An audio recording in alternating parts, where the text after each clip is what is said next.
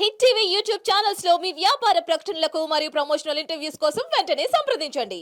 పురాతన కాలం నాటి ఆలయాలను అదేవిధంగా ఎక్కడెక్కడ ఇబ్బంది ఉంది, వాటర్ ఎంత అక్కడ స్టాగ్నెంట్ అవుతుంది, ఆ వాటర్ని ఏ విధంగా తోలేటి నుంచి మరి ఇక్కడ మనకు కుంటలాగా ఉంది, ఆ కుంటలకు వదిలిపెట్టాలి, ఇవన్నీ కూడా ఒక ఐడియా ఉండింది. కానీ ఇప్పటి వరకు కూడా ఇంప్లిమెంటేషన్ అవ్వలేదు.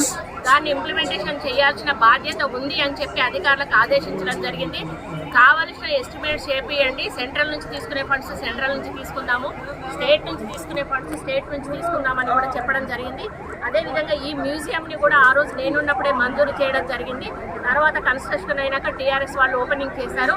కానీ దీన్ని మళ్ళీ యూజ్లోకి తీసుకురాలేదు, ఇది పాడుపడిపోతూ ఉంది అని చెప్పి మళ్ళీ ఈ డిపార్ట్మెంట్ వాళ్ళని కూడా పిలిచాము. వాళ్ళకి కొంత గవర్నమెంట్ నుంచి అమౌంట్ పెండింగ్ ఉంది అని చెప్పారు. ఆ పెండింగ్ అమౌంట్ కూడా రిలీజ్ చేస్తాము. 9th సెప్టెంబర్కు కాలేజీ బిల్డింగ్ ఏదైతే ఉందో ఆయన పుట్టినరోజు సందర్భంగా ముఖ్యమంత్రి గారు వరంగల్ రాబోతా ఉన్నారు. ఆ సందర్భంలోనే ఈ యొక్క బిల్డింగ్ను కూడా ఓపెనింగ్ చేయాలని చెప్పి మేము చెప్పడం జరిగింది. ఎక్కడైతే గుళ్ళు ఉన్నాయో ఆ గుళ్ళు దాదాపు 20 టెంపుల్స్ కాకతీయుల కాలం నాటివి ఇక్కడ చుట్టుపక్కల ఉన్నాయని చెప్పారు. ఆ 20 గుళ్ళను కూడా వాడుకలోకి తీసుకురమ్మని, ఎందుకంటే వచ్చి ఓన్లీ ఈ శిలాఫలకాలను వాటినో చూసి వెళ్ళడం కాకుండా దైవ దర్శనం కూడా చేసుకొని వెళ్తే వచ్చిన వాళ్ళకి కొంత సంతృప్తిగా కూడా ఉంటుంది. మనకి ఇక్కడ కూడా ఒక పండగ వాతావరణం ఉంటుంది అని చెప్పడం జరిగింది. ఎండోమెంట్ డిపార్ట్మెంట్ నుంచి మేము ఏం సహకారం కావాలన్నా కూడా ఇస్తాము, అయ్యగారులను కూడా మేము కేటాయిస్తామని చెప్పడం జరిగింది. ఈ విధంగా వీటన్నిటిని కూడా మొత్తం కూడా యూజ్లకు తీసుకురావాలనేదే మా యొక్క ముఖ్య ఉద్దేశము. ప్రభుత్వానికి సంబంధించిన ఏ ఒక్క ఆదాయం అంటే ఏ ఒక్క ఆస్తి కూడా పడవబడకూడదు, ప్రజల్లోకి రావాలి, ప్రజలు దాన్ని యూజ్ చేసుకోవాలి, ఇది మా లక్ష్యం.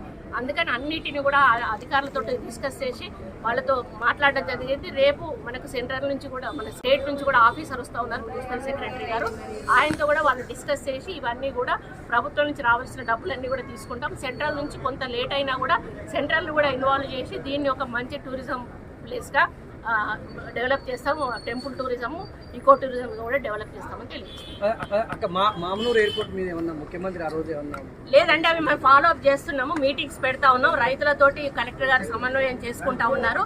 రైతులు కొంతమంది అంటే దానికి ఆల్టర్నేటివ్ ల్యాండ్ అడుగుతున్నారు, కొంతమంది డబ్బులు తీసుకుంటామంటున్నారు. వాళ్ళు ఒక అండర్స్టాండింగ్ వచ్చినాక మేము అక్కడ ల్యాండ్ మొదలిద్దాం అనుకున్నాం. వెటర్నరీ ల్యాండ్ కూడా ఇవ్వద్దు అని మళ్ళీ డిసైడ్ చేసుకున్నాం, ఎందుకంటే మళ్ళీ ఫర్దర్గా ఎక్స్టెన్షన్ కావాలంటే ప్రాబ్లం అవుతుందని. దానికి వాల్యుబుల్ ల్యాండ్ వాళ్ళు ఎక్కడైతే ఒప్పుకుంటారో అక్కడ ఇచ్చి దాన్ని హ్యాండ్ ఓవర్ చేసుకోవడానికి కలెక్టర్ గారు ఆ ప్రపోజల్లో ఉంది. మున్సిపల్ కార్పొరేషన్ అంటే మున్సిపల్ కార్పొరేషన్ బిల్డింగ్ కూడా మేము ముఖ్యమంత్రి గారికి చెప్తా ఉన్నాము. వారు వస్తే వారితో ఫౌండేషన్ కూడా ఆ రోజు వేపిస్తాము. ఆ లోపల ఆ బిల్డింగ్ కూడా మేము శాంక్షన్ చేసుకోవడం జరుగుతుంది. హిట్ టీవీ యాప్ ని డౌన్లోడ్ చేసుకోండి. ఇందులో short news, live news, entertainment movies అన్ని అవైలబుల్ గా ఉన్నాయి. Please download Hit TV app. Hit TV app. Hit TV app ని ఫ్రీగా డౌన్లోడ్ చేసుకోండి.